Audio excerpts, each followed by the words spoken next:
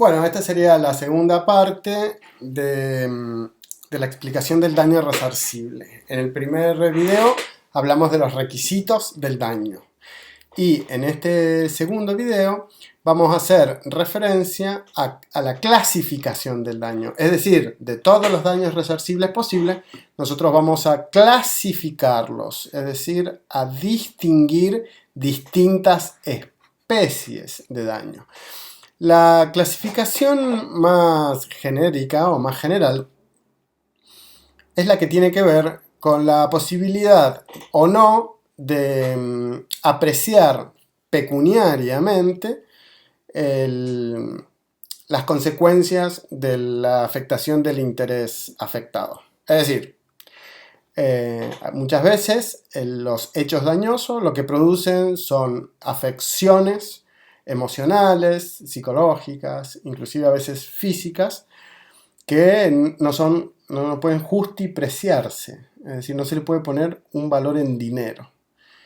En estos casos, lo que tenemos es un daño extra patrimonial, porque ni ese interés forma parte del patrimonio de una persona, ni su afectación es susceptible, al menos directamente y al menos adecuada o precisamente, de ser, no le podemos poner un valor en dinero. En cambio, hay otras consecuencias dañosas que sí son justipreciables sin ningún problema, porque generalmente se trata de la afectación de intereses que se refieren a cosas que están en el comercio.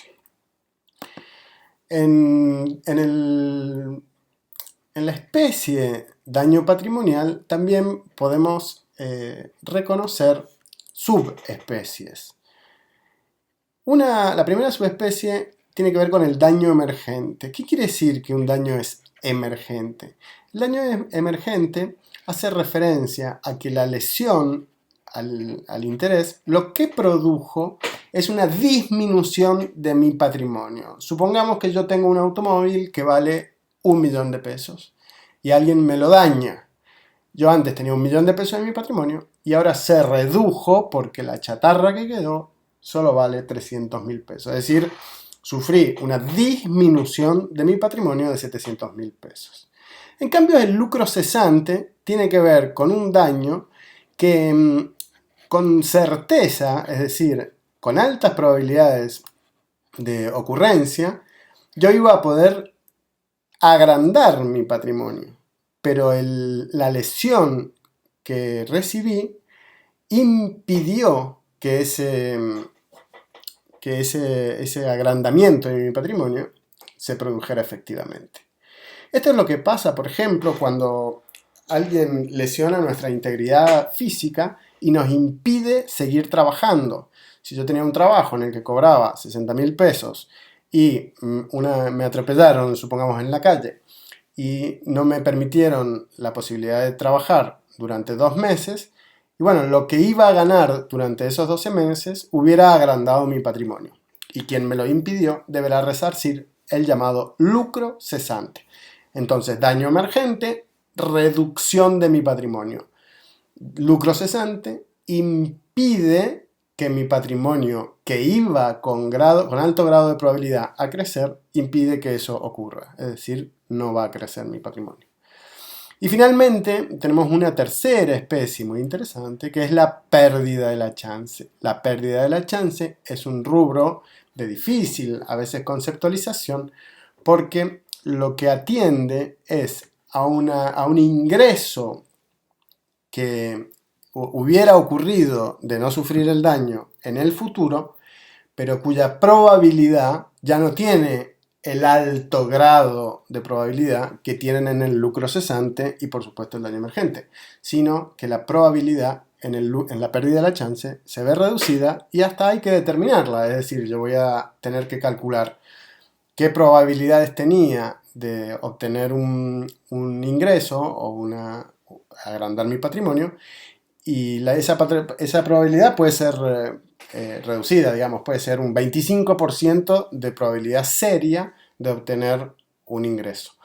Entonces, lo que está comprometida en la pérdida de la chance es el requisito de certeza del daño, porque ya no es una alta probabilidad de que ocurra, sino que es un grado de probabilidad, pero que puede ser reducida.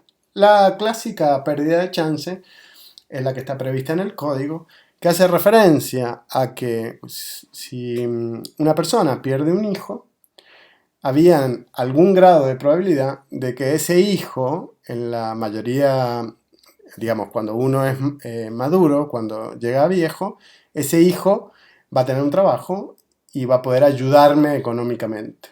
Si matan a mi hijo, o sea, si pierdo a mi hijo por la acción de alguna persona, yo le puedo reclamar que perdí la chance de recibir esa ayuda en mi madurez. Para dar otro ejemplo, este que acabo de nombrar está expreso en el Código Civil y Comercial de la Nación, pero para dar otro ejemplo podríamos pensar en una persona que hacía un curso de modelo, que había despertado el interés de muchas marcas de perfume, supongamos, o de ropa, que le habían hecho propuestas, que había ganado varios concursos de modelaje y que tenía una carrera promisoria. Es decir, tenía un grado de probabilidad de obtener muchos ingresos a través de por su carrera, digamos, por cómo venía su carrera. La pérdida de esa chance, supongamos que podemos establecerla, que había un 40% de probabilidades de ganar determinadas sumas de dinero. Esa sería una pérdida de chance. También no está prevista en el código, pero cualquier otro ejemplo que se nos ocurra, aunque no esté previsto en el código, hay que incorporarlo en el concepto de pérdida de chance. Y finalmente tenemos la otra clase, que es la clase extrapatrimonial, ¿sí? Esto sería patrimonial, se opone a extrapatrimonial, y las demás subclases están dentro del daño patrimonial, es decir, estas tres especies son especies de daño patrimonial y la otra gran clase es la de extrapatrimonial. En el daño extrapatrimonial también vas a encontrar en el material de estudio diversos ítems o conceptos que podemos integrar dentro de esta especie. Por supuesto que el clásico es el llamado daño moral, que tiene que ver con la afectación a las afecciones íntimas, al equilibrio psicológico de una persona, a las angustias, a los dolores, inclusive a los temores que determinados hechos dañosos pueden hacer permanecer en una persona.